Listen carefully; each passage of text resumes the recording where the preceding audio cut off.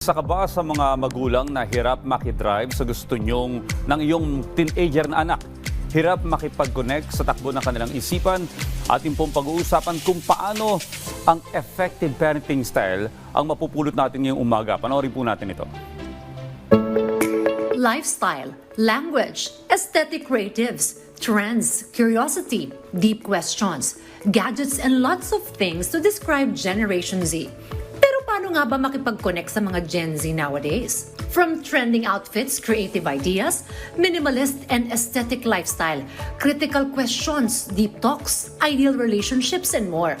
In a world full of Gen Z trendy, you as a parent, paano ka nga ba makipag-communicate and connect with your Gen Z kids?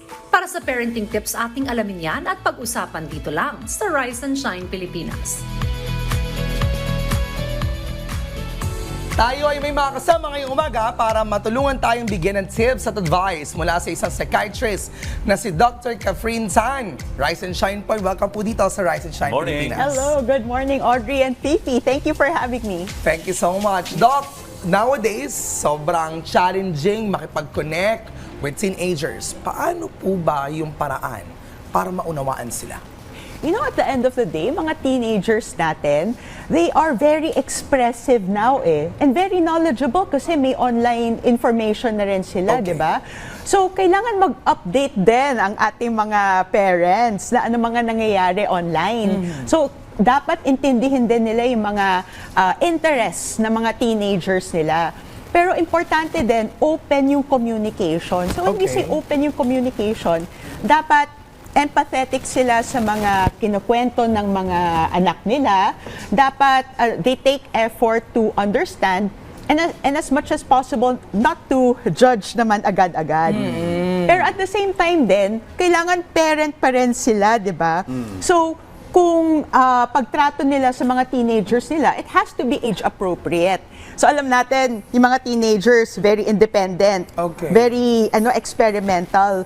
So when I say age appropriate, may kailangan pa rin na a bit of independence pa rin sila. Pero at the same time, yung parents natin, they are ready to give support din sa mga teenagers nila.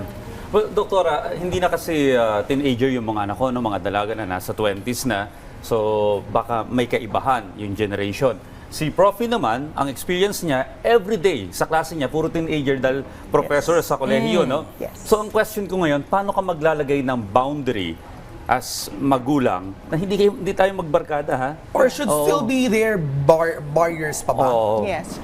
Well, we have to set ground rules. Okay. And we have to be consistent in following the rules.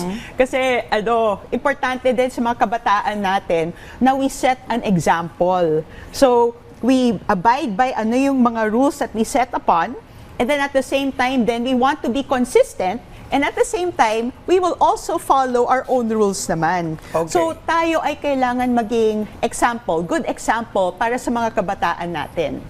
Okay. Sa mga parents ngayon at may mga anak na dalaga at binata, so may mga encounters or may mga problems ba madalas na encounter when it comes to relationships like this? And how do we make sure that these are being addressed?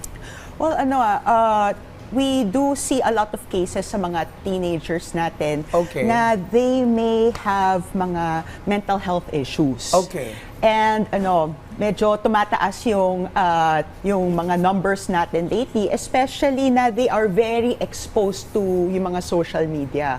So, probably kailangan i-practice din natin mga parents na try as much as possible to avoid the comparison. Okay, the generation, we would like to changes. understand ano yung present situation nila. Okay. Kasi kadalasan, di ba, sasabihin na, time namin, ganito, kayo, swerte kayo. Oo, hindi Di dapat ba? ganon. Yeah. So, at the same time, we also want kasi like I mentioned earlier, kailangan we set an example then. Kasi if we're gonna practice non-comparison, we also want to emphasize this pag na-expose din sila sa social media. Kasi this can be a source of, comparison to self which can bring about to low self-esteem. Kaya as much as possible then, overall, we have to always think before we act. Kasi at the end of the day, as parents, what you say, what you don't say, what you do, what you don't do, the kid is looking at you. Whether kid siya or matanda na.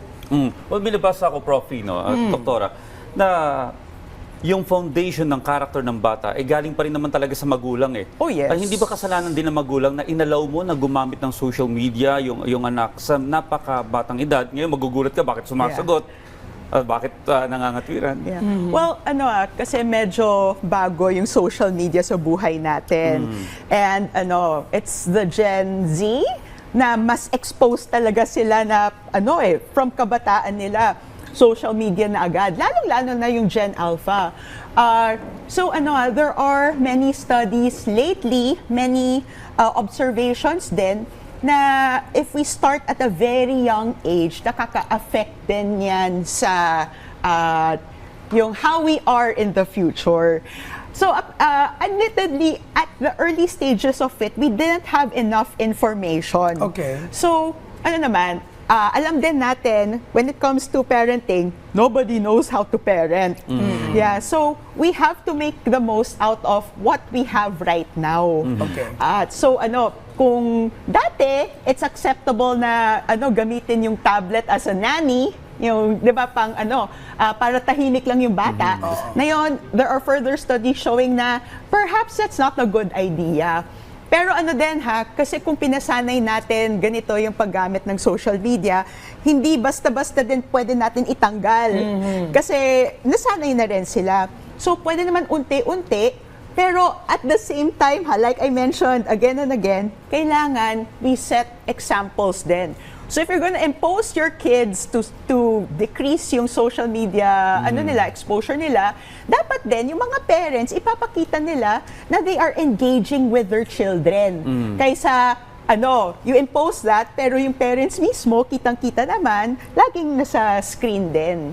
Alright, on that note, maraming salamat po sa pagpapaunlak po ninyo sa amin dito sa Rise and Shine Pilipinas. Dr. Catherine Tan, isa pong psychiatrist. Maraming salamat, Doc. Thank you.